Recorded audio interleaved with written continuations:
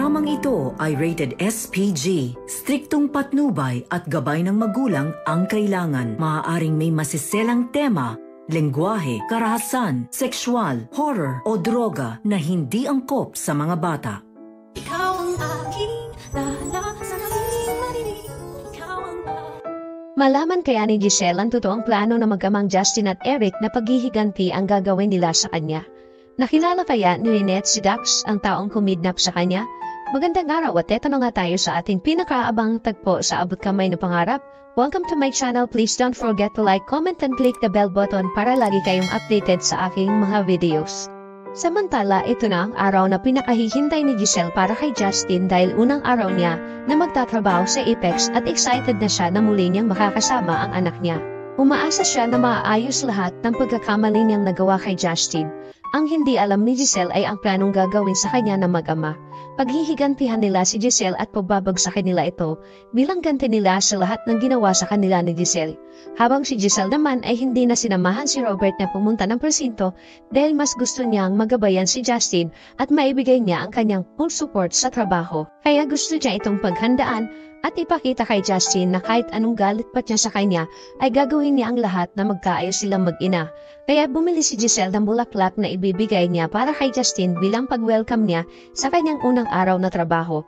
Hinintay ni Giselle ang pagdating ni Eric at Justin. Sobrang excited si Giselle at masayang-masaya siya. Maya-maya ay dumating ang mag-ama niya at ibinigay niya agad ang dala niyang bulaklak para kay Justin. Kinuha naman ito ni Justin at sinabi ni Giselle na, "Welcome to your new office, Justin. Gusto kong maging komportable ka sa bago mong trabaho."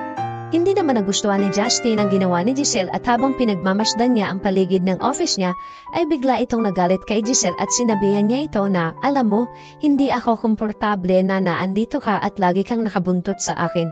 At bigla niyang itinapon ang bulaklak na ibinigay sa kanya ni Giselle at sinabihan niya ito na ayaw ko ng mga bulaklak. Ikinagulat ni Giselle ang sinabi ni Justin. Hindi mapigilan ni Giselle na masaktan pero inuunawa niya si Justin dahil sa mga nagawa niyang kasalanan dito.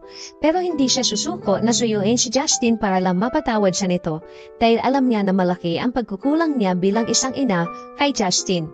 Agad naman pinigilan ni Eric si Justin at sinabihan niya ito na, "Tama na Justin, na kung galit ka sa mami mo, huwag mong ipakita na wala kang respeto sa kanya." Ina mo pa din siya. Galit na tinitigan ni Justin si Giselle, kaya agad naman humingi ng pasensya si Giselle kay Justin dahil hindi niya alam na ayaw niya ng mga bulaklak. Pinulot ito ni Giselle at sinabi na, "Sige, kung hindi ka komportable na naandito ako ay aalis na lang ako para hindi ka maistorbo sa trabaho mo." Humingi din ng pasensya si Eric kay Giselle dahil sa inasta ni Justin sa kanya. Sabi ni Giselle na okay lang at maiyak-iyak na nagpaalam ito kay Eric at Justin. Pagkaalis ni Giselle, napangiti naman si Eric kay Justin dahil tagumpay ang ginawa nilang pag-arte sa harap ni Giselle at mukhang ikinabigla niya ang ginawa sa kanya ni Justin. Sabi ni Eric na umpisa pa lang ito Giselle, marami pang susunod na magaganap dahil unti-unti naming kukunin ang nararapat sa amin ng anak mo. At numiti naman si Justin sa tatay niya. Sa kabilang dako naman kasama ni Josa si Lynette na bumisita sa asawa ni Josa. At habang masayang nag-uusap ang dalawa sa labas ng mall ay nakaramdam si Josa na gusto niyang magbanyo dahil ihina siya. Kaya inaya ni Josa si Lynette na pumasok ng mall. Nagmamadali ang dalawang pumasok nang biglang may nabangga si Lynette at sabay siyang napatingin sa lalaki. Ikinagulat ni Lynette nang makita niya si Dax. Si Dax ang tauhan ni Balahadja na isa sa mga kinatatakutan ni Lynette na naging sanhi ng trauma niya. Simula nang binukot siya nito. Biglang nakaramdam si Lynette ng takot. Ganon din si Dax dahil natatakot siya na baka nakilala siya ni Lynette. Kaya agad naman humingi ito ng paumanhin kay Lynette at Josa saka dali-daling umalis. Pero nakatago muna ito para tingnan kung ano ang reaksyon ni Lynette. Habang si Lynette ay sobrang nakaramdam ng takot na ipinag-alala naman ni Josa. Sabi ni Josa, "Lynette, ayos ka lang ba? Hindi mo kaimik si Lynette dahil nakatingin lang ito kay Dax habang papalayo." Hindi maintindihan ni Lynette kung bakit nanumbalik ang takot niya sa nakabanggaan niyang lalaki at pakiramdam niya ay kilala niya ang boses ni Dax nung nagsalita ito. Sabay niyaya ni Josa si Lynette na pumasok na sila ng mall at pinaupo niya muna ito. Habang si Lynette naman ay napapaiyak sa nararamdaman niyang takot. Sabi ni Josa na, "Dito ka lang, huwag kang aalis at bibili lang ako ng tubig," dahil nag-aalala siya para kay Lynette at umalis si Josa sandali. Habang si Dax naman ay tinawagan si Nerissa para tanungin kung nasaan na ito. Sabi ni Nerissa na sa parking lot na lang sila magkita, kaya dali-daling pinuntahan ni Dax si Nerissa para kunin sa kanya ang hinihingin pera niya kay Moira. Kabadong-kabado si Dax habang papalayo ito. Napapalingon lang siya dahil baka nakilala siya ni Lynette.